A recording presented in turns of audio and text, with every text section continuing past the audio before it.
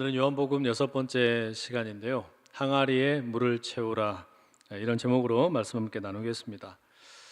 먼저 여러분들에게 드릴 말씀이 하나 있는데요. 2017년 10월 22일 주일에 제가 오늘 본문으로 주인인가 손님인가 이런 제목의 설교를 한 적이 있습니다. 그렇기 때문에 오늘 설교를 준비하는데 꽤나 좀 부담이 좀 있었습니다. 이미 이 해당 본문에 대해 충분히 다루었고 중요하다고 생각되는 메시지를 전했는데 동일한 본문으로 또 어떤 메시지를 전해야 할까, 그런 이 부담이 생겼다는 말입니다. 이걸 좀 비유로 말씀을 드리면요, 아침을 해서 우리 아내분들이, 어머니들이 식구들을 먹였잖아요. 똑같은 반찬으로 점심을 또 먹였어요. 저녁에 이 똑같은 반찬으로 또 어떻게 해 먹일까, 이런 고민이란 이야기죠. 그래서 오늘 말씀을 준비하는데 이 말씀을 준비하다 보니까 미처 살피지 못했던 또 그런 내용들이 있다라는 것을 알게 되었습니다. 또 다른 은혜가 있더란 말이죠. 특히 저희가 지금 요한복음을 읽는 게 선교적인 관점에서 함께 읽어가고 있는데 바로 그런 점에서 또 새로운 의미를 우리가 발견하게 됩니다. 먼저 지난 시간 말씀을 다시 한번 생각을 해보면 좋겠는데요. 1장의 마지막 부분에 보면 예수님께서 제자들을 삼으시는 내용이 나옵니다. 크게 보면 두 가지 사례가 소개가 되죠. 첫 번째 사례는 세례 요한의 제자였던 자들이 예수님의 제자가 되는 경우였습니다. 이 세례 요한의 제자였던 사람들은 참 열심히 있는 사람들이었어요. 열정이 넘치는 사람들이죠. 그래서 기꺼이 메시아를 기다리기 위해 광야의 불편한 삶을 마다하지 않았습니다. 요즘으로 이야기하자면 워커홀릭입니다. 아주 일하는데 아주 얼마나 분주하게 살아가는지 몰라요. 그런 사람들이 예수님의 제자가 된 것이죠. 그리고 두 번째 사례는 이 나다나엘이라는 사람입니다. 이는 빌립이라는 사람이 먼저 예수님을 만나고 그리고 빌립이 예수님을 소개하는 내용으로 전개가 되었죠. 그때 이 나다나엘이 뭐라 그럽니까? 나사렛에서 무슨 선한 것이 날 수 있냐, 이렇게 이야기합니다. 아주 무시하는 발언이고요, 전형적인 냉소주의자입니다. 좀 나쁘게 말하면 차별주의자라고도 말할 수 있는 인물입니다. 그런데 바로 이런 나다나엘도 예수님의 제자로 삼으셨습니다. 중요한 것은 일에 중독이 되어서 살아가는 워커홀릭이든지 아니면 삶에 아무런 의미도 없이 그저 차별주의자처럼 냉소주의자처럼 살아가는 사람이든지 과거의 모습은 어떠하든지 상관없이 우리 주님이 그들을 제자로 삼으셨다라는 점입니다. 그리고 1장의 내용은 끝이 났습니다. 이제 2장부터는 예수님의 본격적인 공생의 사역이 펼쳐지게 됩니다. 그게 오늘 본문의 1절 시작하는 내용이죠. 자, 우리 1절의 말씀 같이 한번 읽어보시겠습니다. 시작.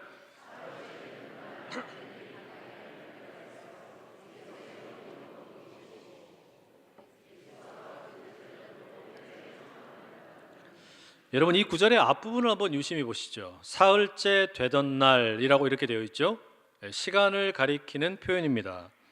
그러면 사흘째 되던 날이라는 것은 무엇을 기준으로 사흘째 되었다라는 것이겠습니까? 당연히 바로 앞에 나오는 빌립과 나다나엘을 부르셨던 사건, 그 날로부터 사흘째 되던 날이라는 것입니다. 그런데 흥미로운 게 1장에 보게 되면 시간을 가리키는 표현으로 이튿날이라는 말이 계속 반복이 됩니다. 29절에도 이튿날이 나오고요, 35절에도 나오고 43절에도 이튿날이라는 말이 반복이 됩니다. 그러면 1장 전체의 내용을 우리가 날짜로 한번 따져볼 필요가 있습니다. 흔히 요한복음의 1장의 1절에서 18절까지는 서론에 해당한다라고 이야기하고 본격적인 이제 내용이 시작하는 것은 19절부터입니다. 그러니까 첫 번째 날은 19절부터 나와요. 그게 뭡니까? 예루살렘의 제사장들과 레위인들이 세례 요한을 찾아갑니다. 도대체 너의 정체는 뭐냐? 너는 뭐길래 사람들에게 세례를 베푸느냐? 이걸 묻는 날이 첫 번째 날이었습니다. 둘째 날은 29절입니다. 세례 요한이 자신에게 나오고 있는 예수님을 보고 보라, 세상 죄를 지고 가는 하나님의 어린 양이로다 고백하는 날입니다. 이게 둘째 날이에요. 그리고 셋째 날은 35절입니다. 세례 요한이 자신의 두 제자 안드레와 또 한 사람에게 예수님을 증거합니다. 그리고 그들이 예수님을 따르게 된 날이죠. 이게 셋째 날입니다. 넷째 날은 43절입니다. 바로 빌립이 예수님을 먼저 만나고 그 다음에 이어서 나다나엘이 예수님을 만나게 된 날입니다. 이렇게 보면 지금 4일이 지났죠. 그리고 2장 1절이 보니까 사흘째 되던 날이라고 이야기했습니다. 그러면 1장에서부터 시작을 해서 보면 날짜를 계산하면 2장 1절에 말하는 날은 몇 번째 날이 되는 겁니까? 4일이 지났고 그리고 사흘째 되던 날이에요. 며칠입니까? 그렇죠. 7번째 날이 되는 겁니다. 7번째 되는 날 요한복음에 기록되어 있는 가나 혼인잔치 사건이 있었다라는 말이죠. 여러분, 이게 무슨 의미일까요? 예수님께서 1장에 제자들을 택하시고 이제 모든 사역의 준비를 끝내신 다음에 본격적인 사역이 시작되는 날은 공교롭게도 7번째 날이에요. 이건 여러분, 우리에게 이 7이라는 숫자가 가지고 있는 특별한 의미를 던져주고 있습니다. 7이라고 하면 우리는 영적인 의미에서 완전수라고 말을 하죠. 하늘의 수 3과 땅의 수 4가 합쳐져서 완전수 7이 된다라고 이야기합니다. 그런데 요한복음 1장의 내용을 창세기 1장과 비교해 놓고 보면 이 의미가 보다 더 풍성하게 다가오게 됩니다. 창세기 1장 1절 태초에 하나님이 천지를 창조하시니라, 요한복음 1장 1절 태초에 말씀이 계시니라 비슷하죠. 뿐만 아니라 사실상 여러분, 요한복음 1장 이하의 내용은 창세기 1장 이하의 내용을 계속해서 생각나게 만드는 장치들을 많이 하고 있습니다. 예를 들면 창세기 1장은 6일 동안 하나님이 천지를 창조하신 내용이 소개되고 있죠. 빛을 만드시고 궁창을 만드시고 바다와 땅을 만드시고 식물을 만드시고 해와 달과 별을 만드시고 또 바다와 땅에 온갖 짐승들을 만드시고 마지막에는 하나님의 형상대로 우리 사람을 만드셨습니다. 그리고 창세기 2장이 되면 뭐가 나오냐? 7번째 날이 소개가 됩니다. 창세기 2장 1절에서 3절에 보면 7번째 날에 대해서 이렇게 기록하고 있습니다. 천지와 만물이 다 이루어지니라. 하나님이 그가 하시던 일을 7째 날에 마치시니 그가 하시던 모든 일을 그치고 7째 날에 안식하시니라. 하나님이 그 7째 날을 복되게 하사 거룩하게 하셨으니 이는 하나님이 그 창조하시며 만드시던 모든 일을 마치시고 그날에 안식하셨음이니라. 하나님은 6째 날까지 일하시고 7번째 날에 특별하게 거룩하게 복되게 안식하셨다라고 이야기하고 있습니다. 이것과 아주 유사하게 요한복음을 보니까 여러분 어때요? 1장의 내용을 보니까 6일이 지났어요. 명시적으로는 4번째 날까지 나왔고 2장 1절이 시작되기 전까지 이틀의 시간이 더 지난 겁니다. 그러니 요한복음 1장도 동일하게 6일의 시간이 흘렀고 드디어 2장의 문이 쫙 열리니까 창세기 2장처럼 7번째 날이 밝아오는 겁니다. 그리고 바로 그날 탁 꼬집어서 7번째 날에 예수님의 사역이 출발하는 겁니다. 여러분, 이게 뭘 의미하는 거겠습니까? 하나님께서 6일 동안 만드셨던 이 세상 모든 만물, 이 만물이 죄로 인해서 부패하고 어둠 가운데 거하게 되고 타락하게 되고 말았습니다. 노아의 홍수 심판으로도 돌이키질 않습니다. 아브라함과 이스라엘 자손들에게 율법을 주었음에도 돌이키질 않습니다. 수많은 왕들을 보내고 예언자들을 보내도 사람들이 돌이키지를 않습니다. 도리어 세상은 더욱 교만해지고 죄가 가득하게 되었습니다. 어두컴컴한 세상이 되고 말았습니다. 그렇기 때문에 하나님께서는 이 세상을 새롭게 하시기 위해 완전히 새로운 방법을 택하십니다. 바로 예수님을 우리에게 파송하시는 겁니다. 말씀이신 예수님을 육신을 입으시고 이 땅 가운데 보내셔서 우리와 함께 거하게 하셨다라는 말입니다. 그게 뭡니까? 하나님의 선교예요. 선교란 보냄을 받았다라는 것인데 예수님께서 하나님으로부터 보냄을 받으셨다, 그런 의미에서 보면 예수님은 1호 선교사가 됩니다. 하나님으로부터 보냄받은 첫 번째 선교사가 누구냐?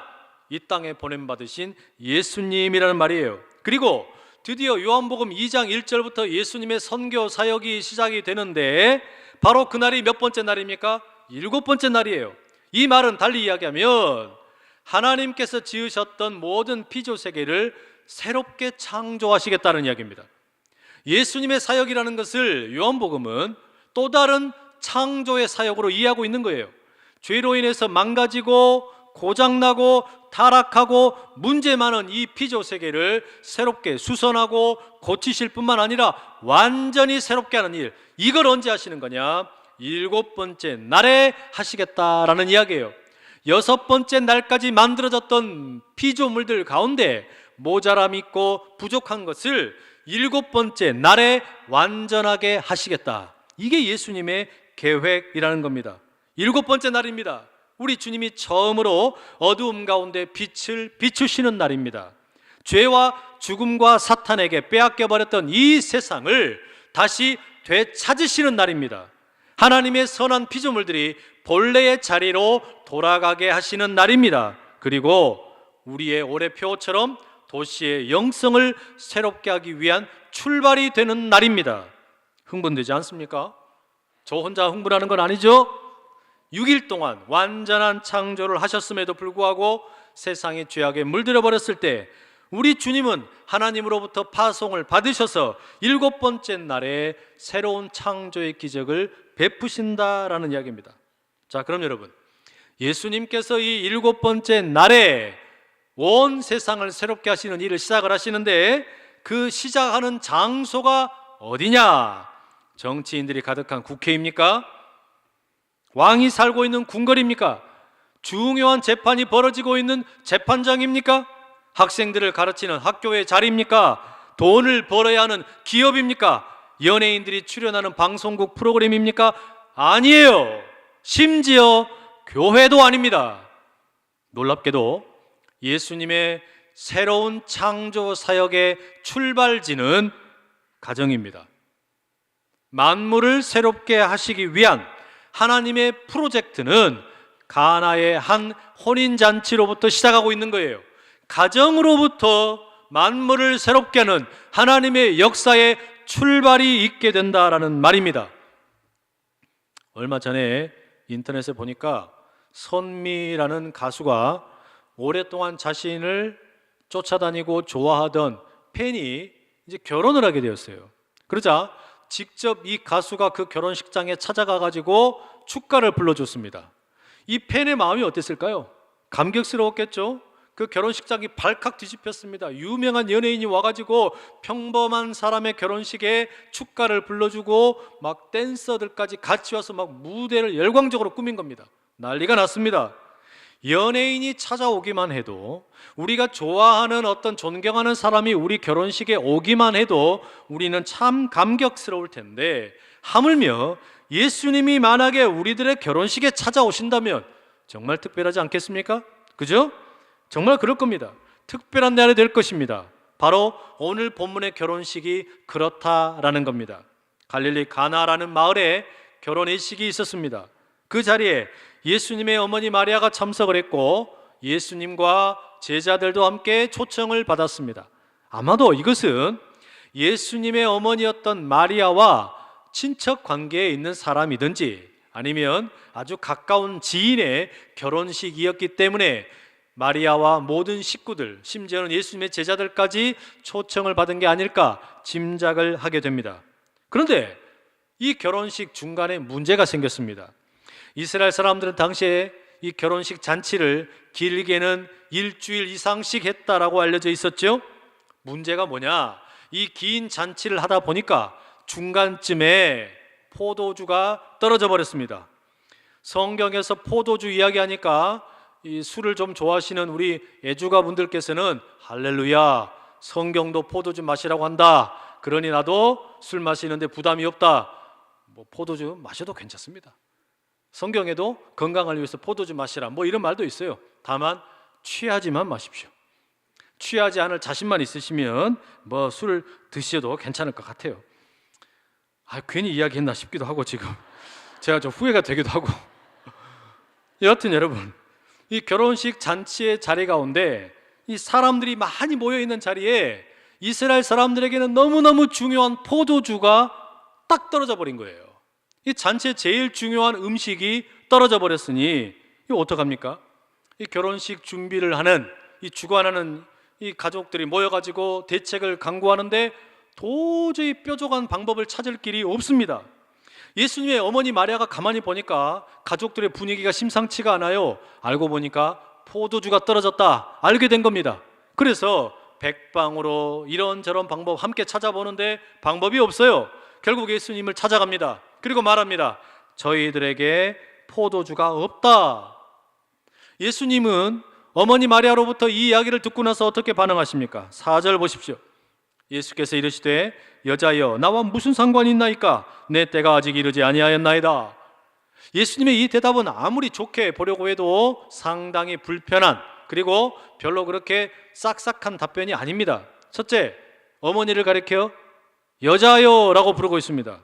물론 여자라는 이 호칭이 귀내라는 말인데 유대인 사회에서 여성을 높여 부르는 존칭이라고 합니다. 하지만 엄밀히 말해서 자기 어머니한테 여자여 하는 것은 실례죠. 아니, 우리 여기 지금 여성분들 많이 계시잖아요. 여러분들에게 아들이나 딸이 와가지고 어머니 그러지 않고 여자여 듣기 좋으세요? 이건 아무리 봐도 문제가 있는 거 아닙니까? 그죠? 여자여 자기 엄마 보고 이렇게 말하면 이건 좀 문제가 있죠. 둘째, 예수님이 또 뭐라고 말씀하시냐면 포도주가 떨어진 게 나랑 무슨 상관이 있습니까? 너무 퉁명스럽게 대답을 하세요. 이게 무슨 사춘기 소년도 아니고 중2병에 걸린 중학교 2학년 남학생도 아니고, 아니 왜 이렇게 좀 반항기 어린 모습을 보여주시는 겁니까? 그런데 뒤에 이어지는 말씀을 보면 내 때가 아직 이르지 아니하였나이다 이렇게 이야기하세요. 이게 무슨 이야기일까요? 예수님은 지금 마리아의 아들이 아니라 하나님의 아들의 입장에서 말씀하고 계시는 겁니다. 내 때가 이르지 아니하였다. 하나님의 아들로서 이 일을 감당해야 될 때가 이르지 아니하였다라고 말씀을 하는 겁니다. 그렇다면 마리아는 왜 예수님에게 이런 부탁을 했을까요? 그것은 아마도 마리아가 어린 시절, 아니 예수님을 임신했을 때부터 출산을 하고 이 어떤 양육을 하는 과정 가운데 마리아는 알고 있었어요. 주변에 있는 사람들은 예수님을 그냥 아들로 생각했겠지만 마리아에게만큼은 예수님이 하나님의 아들이심을 알고 있었다는 이야기입니다. 그렇죠? 태어날 때부터 천사들로부터 수태고지를 듣고 또 애굽으로 피하기도 하고 다시 돌아와서 살기도 하고 이런 수많은 과정 가운데 하나님의 인도하심을 보았고 하나님의 계획을 보았다는 이야기예요.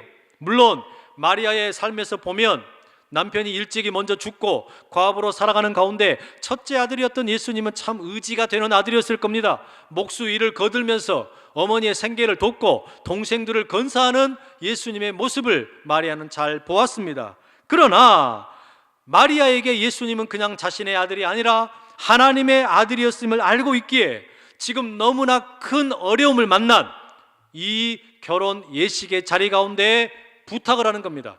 이건 일종의 기도라고 말할 수 있어요. 그걸 알기 때문에 마리아는 예수님에게 부탁하는 겁니다. 하나님의 아들로서 예수님, 저들에게 포도주가 떨어졌는데 도와주십시오.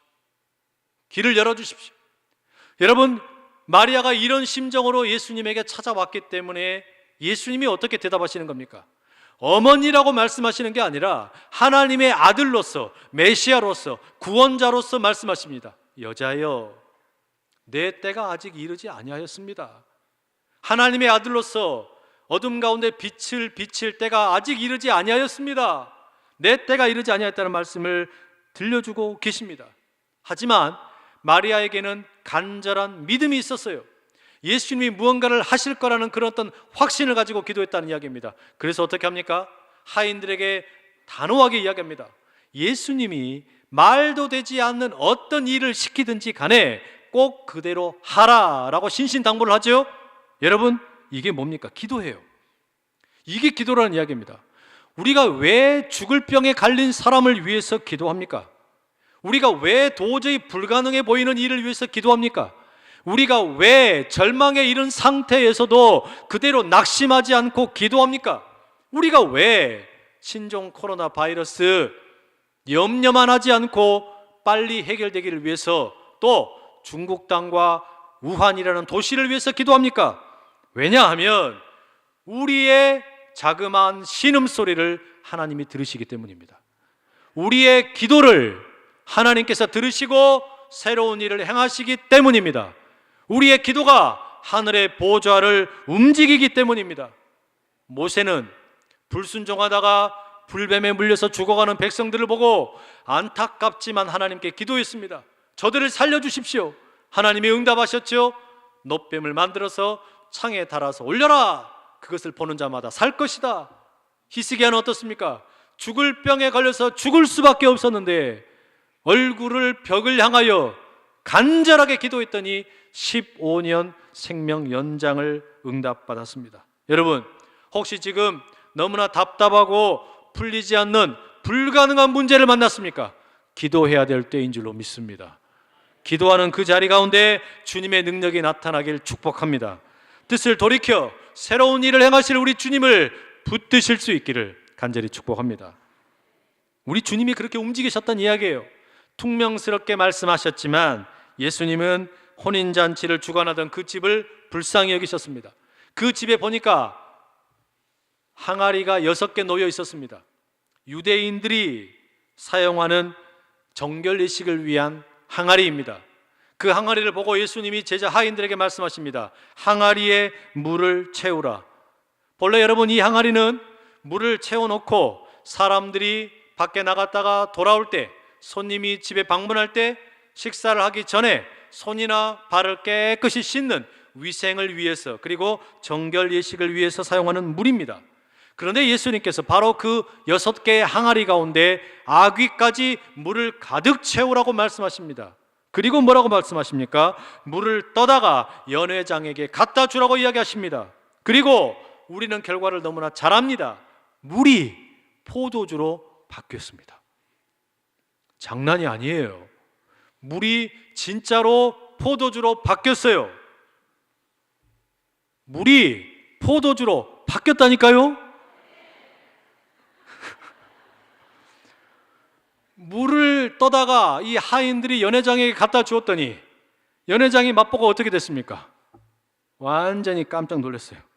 이 연회장이 포도주를, 이걸 포도주라고 그래야 될지 물이라고 그래야 될지 모르겠는데 여하튼 맛을 딱 봤더니 어떻게 됩니까? 눈은 번쩍, 귀는 쫑긋, 콧구멍은 벌렁벌렁. 완전히 깜짝 놀랐어요. 자신의 혓바닥이 생기고는 이런 포도주를 마셔본 적이 없기 때문에 기가 막힌 겁니다. 이 포도주 맛을 알면 제가 조금 더 자세하게 설명을 드릴 텐데 이건 문외한이다 보니까 뭐라고 자세히 드릴 말씀이 없어요. 다만 여하튼 어땠다라는 겁니까? 이게 달콤하면서도 짭조름하면서도 톡 쏘면서도 뭔가 그냥 뒷골이 딱 땡기면서 뭐 그런 거 있잖아요. 여하튼 그렇게 그냥 기가 막힌 포도주 맛을 느끼게 된 겁니다. 여러분, 와인 좋아하는 분들이 그러더라고요. 세계 최고의 이 뭡니까? 레드 와인이 까베르네 소비뇽이래요. 또 화이트 와인은 샤르도네인가 뭐 샤도르네인가 하여튼 그런 거랍니다. 여하튼 여러분, 지금 이 연회장이 지금까지 마셨던 포도주는 뭐 생각도 나지 않을 만큼 너무 좋은 포도주를 맛보았어요. 여러분, 이게 예수님이 첫 번째 보여주신 기적입니다. 자, 그럼 여러분, 물이 포도주로 바뀐 이 가나 혼인잔치의 기적이라는 거 도대체 뭘 이야기하고 싶은 걸까요? 예수님이 단지 물을 포도주로 바꾸셨다, 이걸 보여주려고 하는 겁니까? 아니에요. 그러면 손님들에게 큰 결례가 될 뻔했던 이 혼인잔치의 어려움이 해결되었다? 아닙니다. 아니면 하인들이 예수님의 말씀에 순종을 했다? 아니에요. 그럼 뭡니까? 예수님께서 7번째 날에 이 죄악이 가득했던 세상 가운데 새로운 창조의 역사를 시작하셨다라는 것을 보여주는 겁니다. 그리고 그 창조의 역사의 출발지가 어디냐? 가정이에요. 이걸 말씀하고 싶은 겁니다. 다시 말하면 하나님으로부터 보냄받은 첫 번째 선교사 예수님이 첫 번째 선교지로 찾아간 곳이 어디냐? 가정이라는 이야기입니다. 우리의 가정이라는 이야기예요. 우리가 새롭게 해야 할, 복음으로 새롭게 만들어야 할 첫 번째 장소가 어디냐? 다른 데가 아니에요. 가정이에요. 우리 가정이에요. 이 세상을 새롭게 하기 위해서 뭔가 거창한 정치인들이 모여있는 국회나 청와대나 백악관이나 무슨 군대나 기업이 있는 곳이나 학교나 이런 곳이 아니란 이야기예요. 교회도 아닙니다. 우리의 주어진 선교지의 첫 번째 자리는 어디냐? 가정이라는 겁니다. 이 세상을 새롭게 하기 원한다면 모든 선교의 시작은 가정이 되어야 된다는 거예요. 왜 그럴까요? 이유가 있습니다. 요한복음이 창세기와 아주 비슷하다고 말씀드렸죠. 창세기 2장에 이 하나님께서 7번째 날에 안식을 하시고, 그리고 무슨 일을 하시냐면 아담과 하와를 만드시고 그들에게 가정을 선물로 주셨어요. 첫 번째 가정이 주어졌다는 이야기입니다. 그런데 안타깝게 무슨 일이 생깁니까? 이 아담과 하와가 하나님이 금하셨던 선악을 알게 하는 나무의 과일을 따먹어 버리고 가정이 해체되어 버립니다. 가정이 깨어져 버려요. 가정만 깨어진 게 아니에요. 세상 가운데 죄가 들어가서 죽음이 들어오고, 그리고 온 세상이 어둠으로 뒤덮이고 말았습니다. 다시 말하면 이 세상의 죄의 문제를, 죽음의 문제를, 어둠 가운데 있는 세상을 새롭게 하기 원한다면 본래 첫 번째 실패했던 것을 회복시키는 게 필요했다는 이야기예요. 가정이 실패했으니 가정을 회복해야 된다는 이야기입니다. 아담과 하와의 그 가정의 실패를 하나님께서는 예수님을 통하여 회복시키기 원하셨다라는 이야기입니다. 어떻게 해요? 결혼의 시기에 율법 정결의 식을 따라 6개의 돌 항아리가 놓여 있었습니다. 6개의 돌 항아리는 율법을 따라 사람들이 정결케 하기 위해 손도 씻고 발도 씻는 자리입니다. 그런데 여러분, 율법의 정결의 식을 따라서 아무리 더러워진 손을 씻어도, 발을 씻어도 그들의 죄가 씻어집니까? 그들의 문제가 해결이 됩니까? 씻어지질 않습니다. 정결케 되질 않는 거예요. 우리 가정에 예수님이 계시질 않으면, 우리 가정 가운데 말씀이 육신이 되셔서 우리와 함께 거하시는 그 주님이 함께 계시지 않는다면, 우리 가운데 아무리 많은 정결의식이 있어도, 손 소독제가 있어도, 아무리 깨끗한 위생 상태를 유지하고 있어도 우리의 죄의 문제는 결코 해결될 수 없다라는 말입니다. 다시 말하면 이 가정이 회복되지 않으면 우리가 살고 있는 이 세상에 새로워지는 것은 불가능하다라는 말입니다. 아담과 하와를 보십시오. 그들에게는 선악을 알게 하는 나무의 과일을 따먹지 말라라는 규정 외에 아무것도 금지하는 것이 없었습니다. 그런데 바로 그 하나를 지키지 못했어요. 그 규정 하나를 지키지 못하고 가정이 무너지고 말았습니다. 이게 무슨 이야기겠습니까? 가정이라는 것은 율법이나 규칙이나 규율로 세워지지 않는다라는 말입니다. 규율로, 규칙으로 세워지지 않는다면 도대체 여러분, 우리의 가정의 기초가 뭡니까? 우리 가정의 근본이 뭡니까? 은혜입니다. 은혜예요. 6개의 돌 항아리로는 해결되지 않는 정결의 문제, 죄의 문제, 깨끗이 할 수 없는 문제, 우리의 가정을 우리가 거룩하고 순결하고 아름답게 지키기 위해서 필요한 것은 규칙이 아니에요. 너도 나한테 잘해라, 나도 너한테 잘할란다, 네가 하는 만큼 나는 똑같이 하겠다, 이런 식으로 되는 게 아니라는 이야기예요. 그럼 뭐가 필요해요? 6개의 돌 항아리는 완성되지 않기 때문에 7번째 항아리로 우리 주님이 필요하다는 이야기예요. 7번째, 6개로 부족한 것을 7개로 완전하게 하시는 우리 주님의 은혜가 필요하다는 이야기입니다. 은혜가 있어야 돼요. 가정 가운데 은혜가 있어야만 6개의 돌 항아리로 해결되지 않았던 정결의 문제, 순결의 문제, 깨끗함의 문제가 해결될 수 있다는 이야기입니다. 그렇죠? 여러분, 우리 가정 가운데 은혜가 흘러 넘쳐야만 우리 자녀들이 은혜를 경험하게 되고, 그 은혜를 경험한 우리 자녀들과 우리 가족의 구성원들이 그 은혜를 가지고 연회장에게 찾아간 하인들처럼 세상에 살고 있는 맛을 잃어버린 사람들에게, 기쁨을 잃어버린 사람들에게 그 은혜를 한 사발 한 사발 가져다가 떠먹여 줄 수 있지 않겠습니까? 그 시작이 어디냐? 가정이란 이야기예요. 우리의 가정이 그렇기 때문에 은혜 받는 가정 되기를 축복합니다. 여러분들의 가정이 율법이 지배하는 가정이 아니라 은혜가 지배하는 가정 되기를 축복합니다.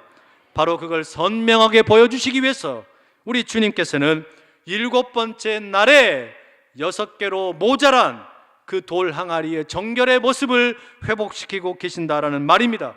그렇다면 여러분, 우리가 더욱 기도해야 되지 않겠습니까?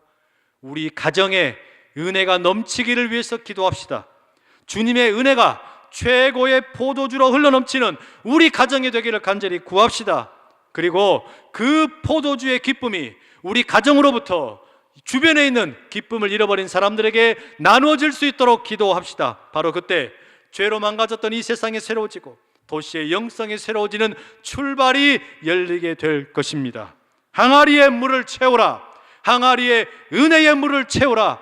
은혜의 강물이 항아리마다 넘쳐나 6개 아니 7개의 항아리로 온전케 되는 우리 주님의 역사가 가정마다 가득하시기를 축복합니다. 기도하겠습니다. 사랑하는 주님, 7번째 날의 불완전한 세상을 새롭게 하시는 주님의 은총을 찬양합니다. 아담과 하와의 첫 번째 가정에 죄악과 불순종이 우리들 가정에도 있음을 고백합니다.